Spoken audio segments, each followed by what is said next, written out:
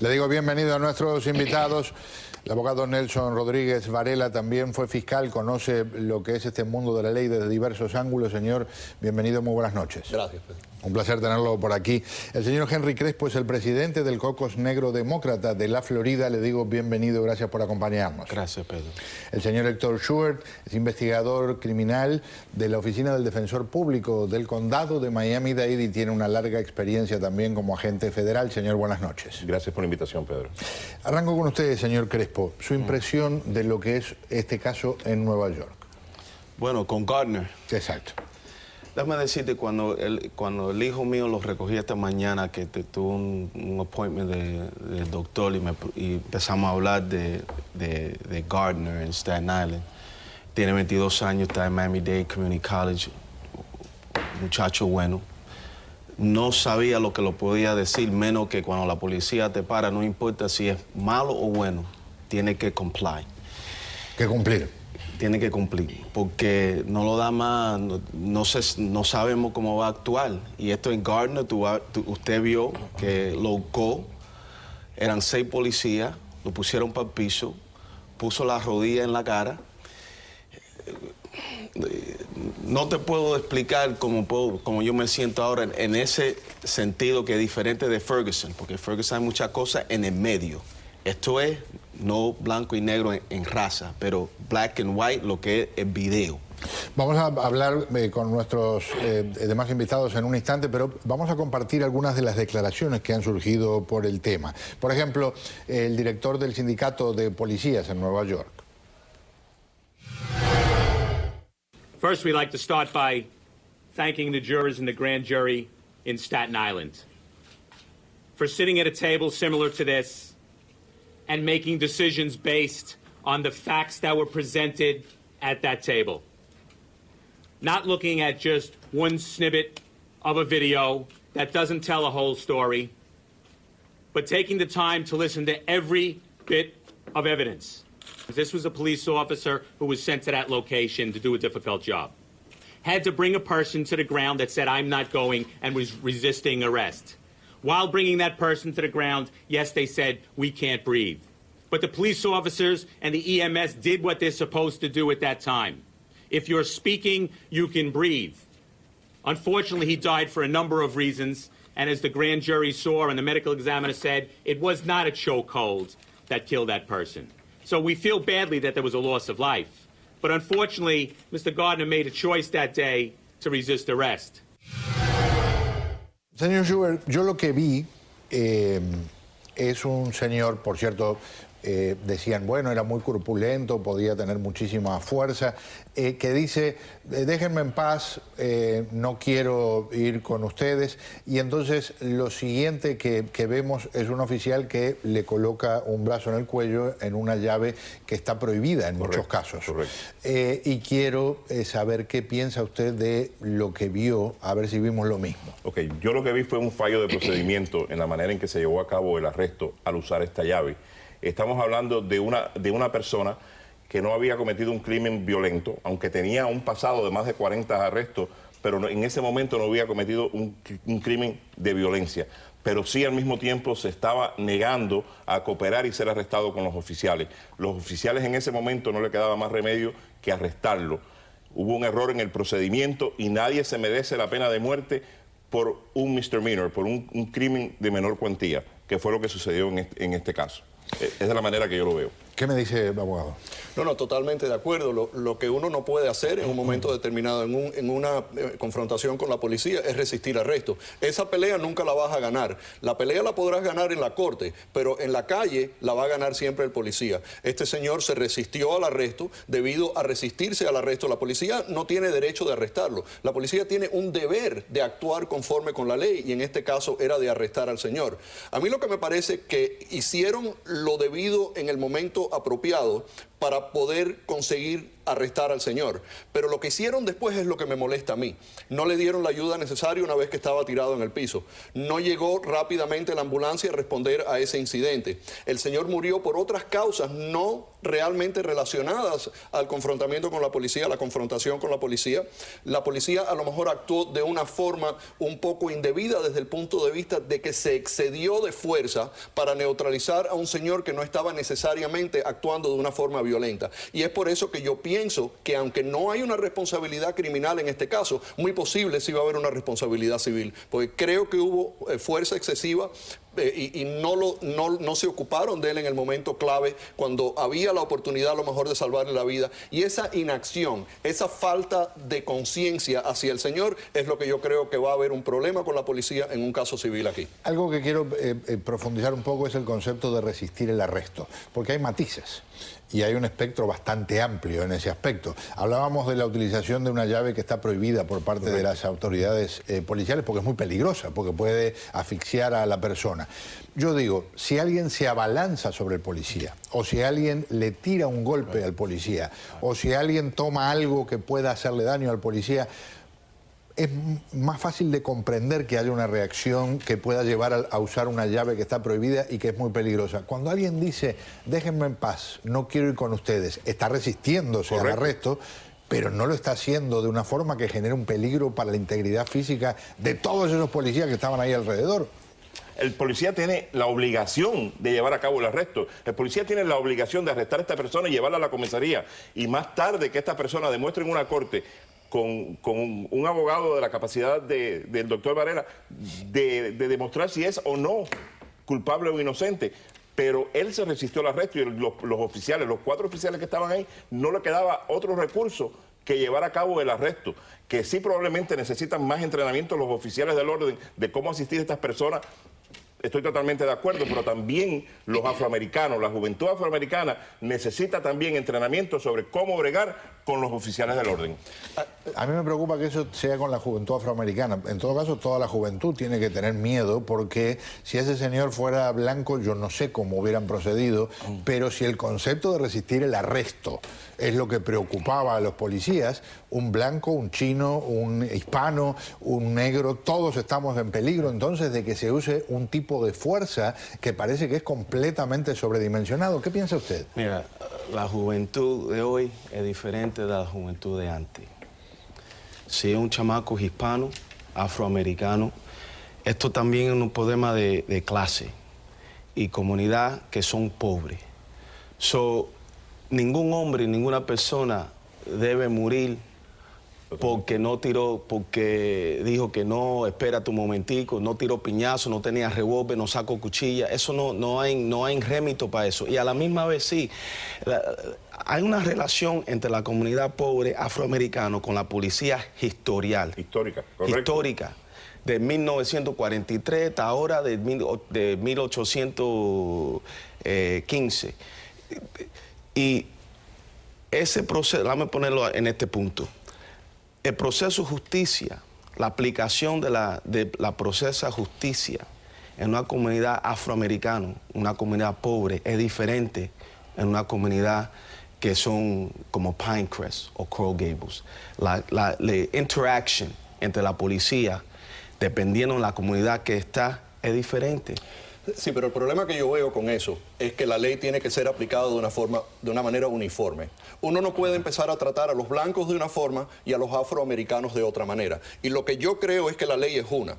Obviamente el señor no se puede resistir. El que sea un blanco, un negro, un chino, se resiste y los policías lo van a arrestar. Porque imagínense usted una sociedad donde una persona pueda decidir si se va con el policía o no se va con el policía. Pero no esa parte, es que si pero él debía morirse en ese aspecto, pero el policía, o lo debían matar en ese aspecto. Pero lo que sucede es que para probar, si eso hubiera sido así, el gran jurado lo hubiera acusado.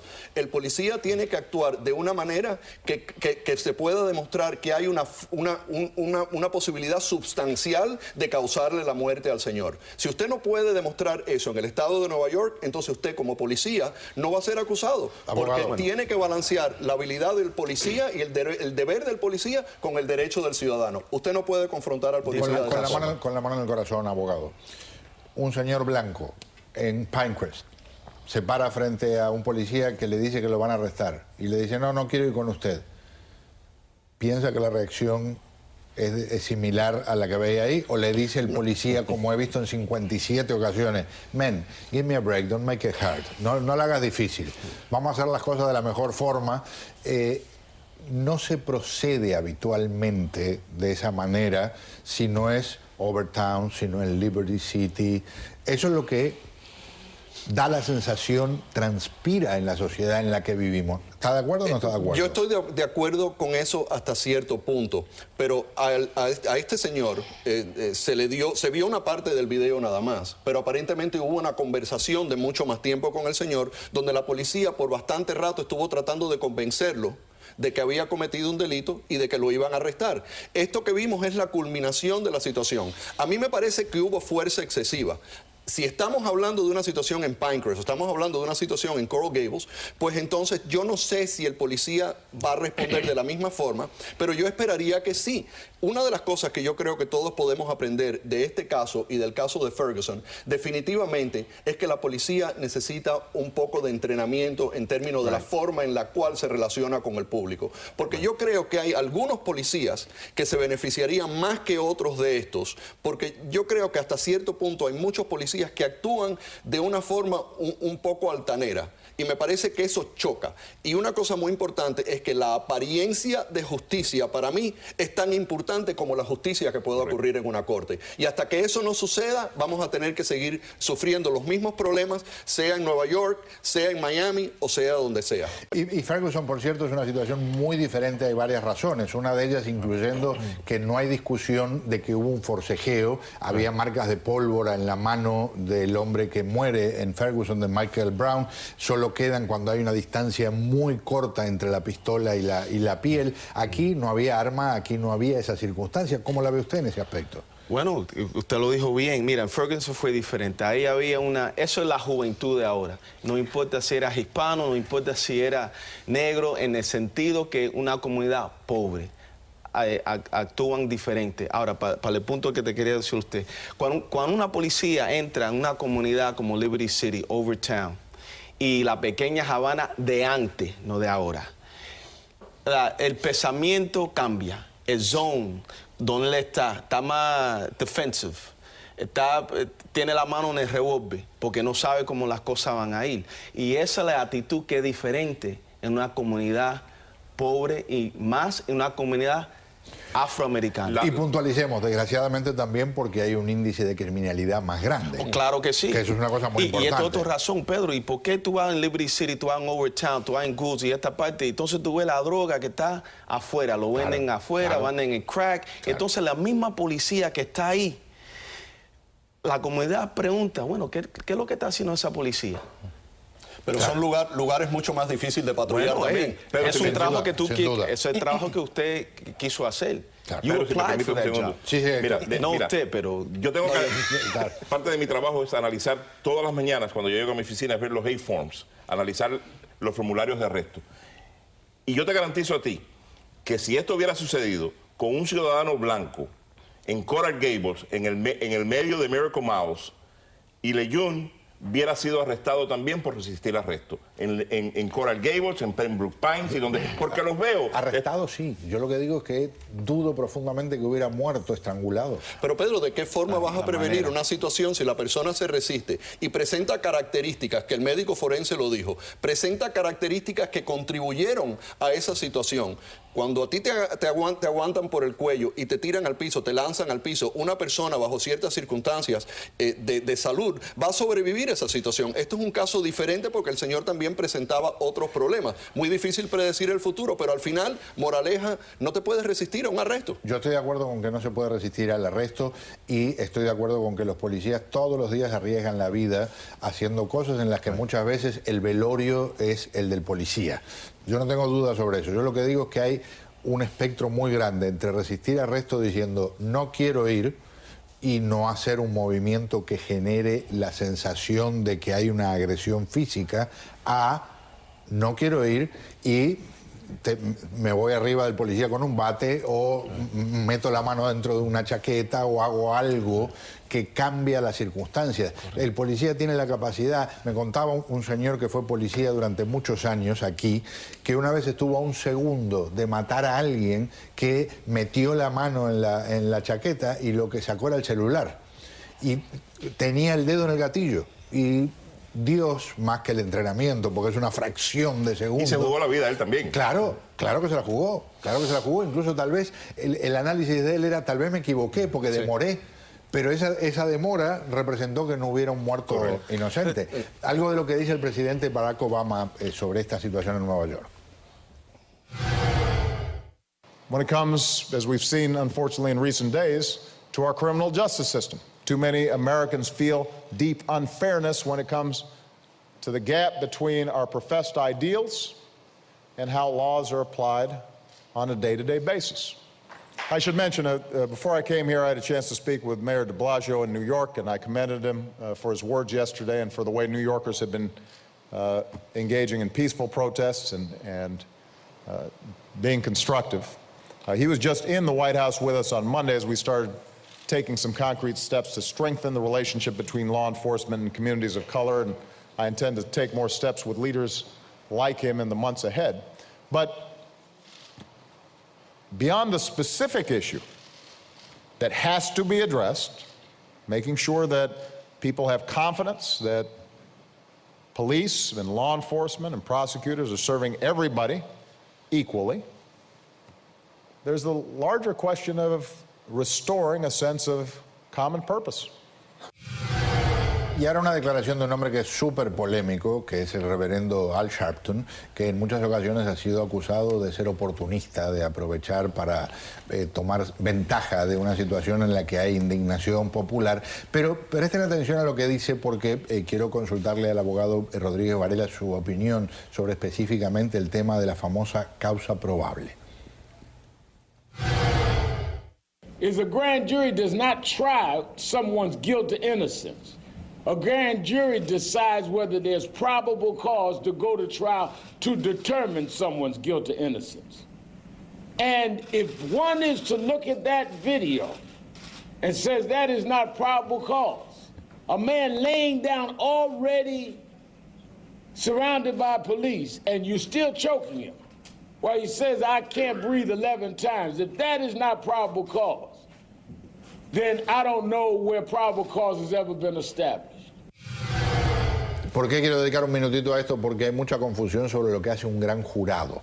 El gran jurado no juzga en términos de establecer un veredicto. El gran jurado dice, ¿hay o no suficiente evidencia, causa probable, para que se haga un juicio?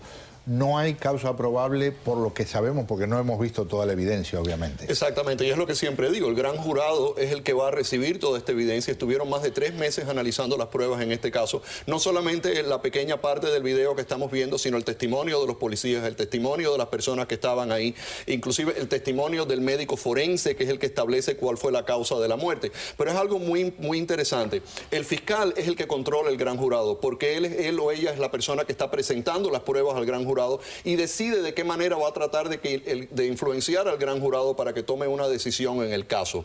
Y un fiscal puede conseguir un encauzamiento contra este policía en Nueva York, yo diría que sí, muy fácilmente lo podría hacer. Pero ese fiscal tiene que pensar también que va a tener que ir a juicio en ese caso, que va a tener que no solamente convencer a ese gran jurado que hay caso probable, sino que va a tener que convencer a un jurado más allá de una duda razonable durante el transcurso de un juicio de que esta persona, este policía, es culpable de un acto criminal.